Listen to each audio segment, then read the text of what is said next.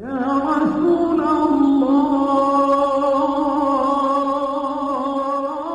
Ustadz, dalam proses kita nih ya buat menyempurnakan sholat, kita melaksanakan sholat 5 waktu sehari. Nah, tapi dalam pelaksanaannya saat sholat itu kadang kita suka ngawang-ngawang, pikirannya kemana-mana, mikirin kerjaan, sampai lupa rakaatnya, rakaat berapa? Lupa rakaat itu.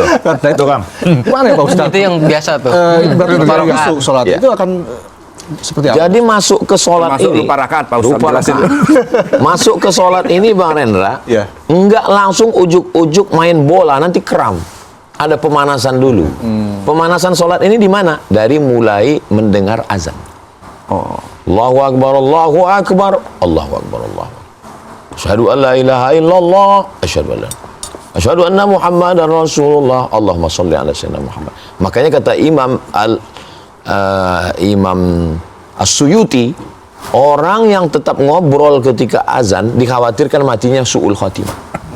Makanya kita mulai khusyuk sampai ditutup dengan doa wasilah. Siapa yang menjawab azan dan menutup dengan doa wasilah, wajabat lahu syafaati yaumal qiyamah, wajib dia dapat syafaatku hari kiamat. Lalu kemudian hati ini mulai dijaga dari mulai azan sampai wudu.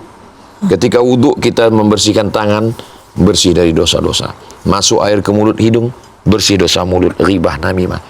Mulai air ke muka, bersih dosa mata. Mulai air ke tangan, bersih dosa tangan. Air ke telinga, bersih dosa telinga. Air ke kepala sampai ke telinga, bersih dosa kepala, pikiran kotor sampai ke telinga, pendengaran. Air menyiram kaki, bersih dosa kaki-kaki. Itu ada dalam kitab Sunan Ibni Majah.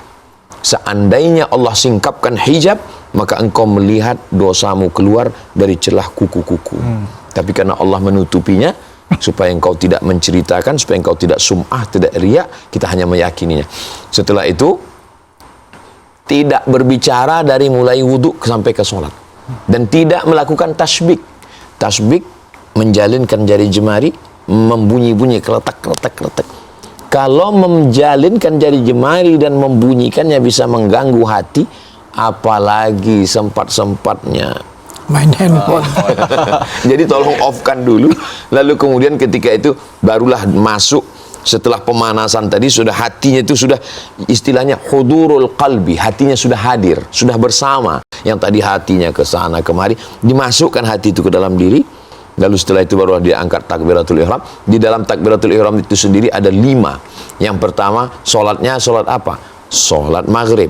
Sholat sunat apa sholat wajib? Usolli fardal maghribi. Berapa rakaat? 3 rakaat. Ada apa qadha?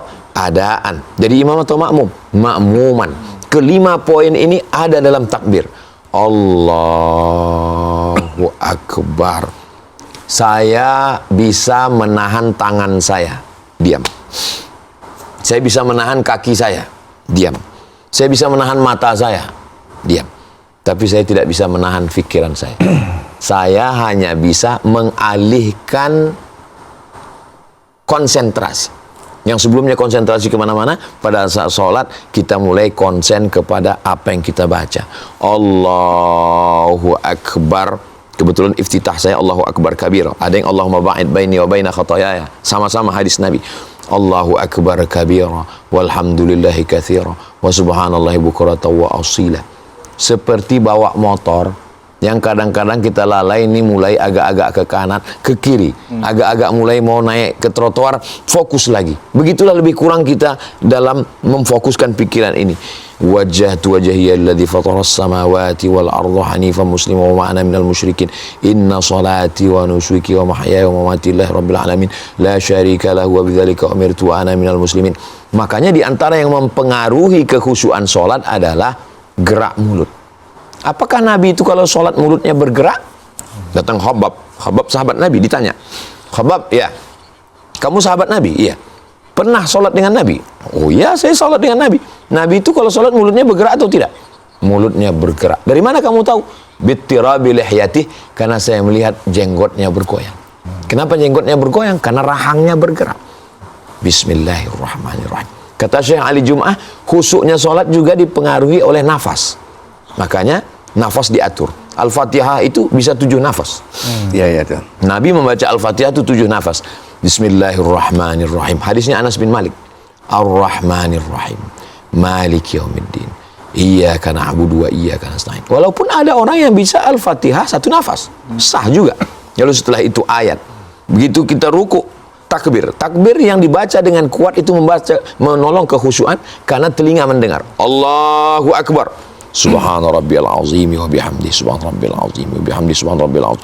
Sami'allahu liman hamidah. Rabbana lakal hamdu mil'us samawati wa mil'ul ardi wa mil'u ma syi'ta min syai'in ba'du. Allahu Akbar. Subhana rabbiyal a'la wa bihamdi 3 kali. Dan ketika duduk di antara 2 sujud, kita sedang meminta 8 permohonan kepada Allah. Rabbighfirli warhamni wajburni warfa'ni warzuqni wahdini wa'afini wa'afu anni.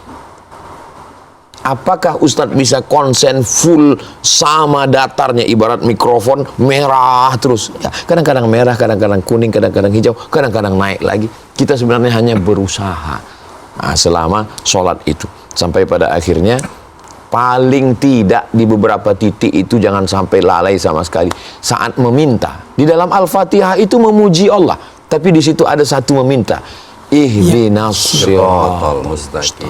Pada saat takbir, pada saat. Jadi ada titik-titik yang kita memang perlu fokus. Pada akhirnya nanti setelah terlatih lama, Allah menolong kita benar-benar khusyuk di hadapan Allah SWT. Itu jadi proses ritualnya sejak wudhu ya Ustaz ya? Dari mulai wudhu, mendengar azan, dan membiasakan diri dalam proses zikir-zikir itu. Dari wudhu pun kita sudah merasakan. Melepaskan dosa-dosa. Bagaimana dengan, saya punya kebiasaan kadang-kadang mandi dulu kan, lalu wudhu. Bahkan ketika itu masih dalam keadaan telanjang dan wudhu. Batal nggak itu Ustaz? Orang yang berwudhu dalam keadaan telanjang, wudhunya sah.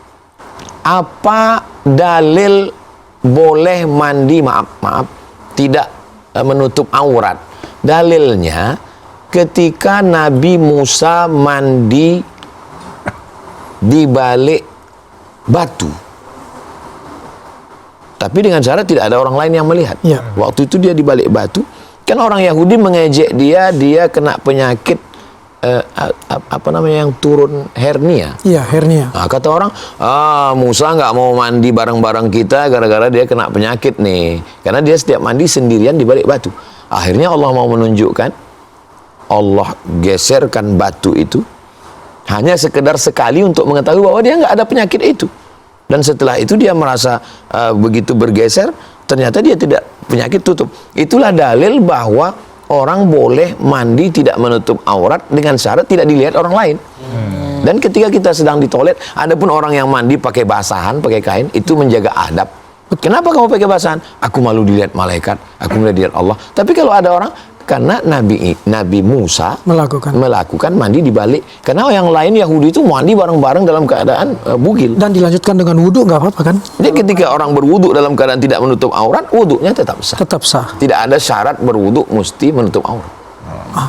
Nah, Pak Ustadz, saya kan sebagai RT nih ya Pak Ustadz. Iya Pak RT. Saya punya tanggung jawab sama warga juga. Jadi kan kadang tuh sholat kadang tertinggal karena urusan kerjaan sebagai RT. Nah itu bagaimana Pak Ustadz? Pak RT karena sibuk ngurus RT ninggalin sholat.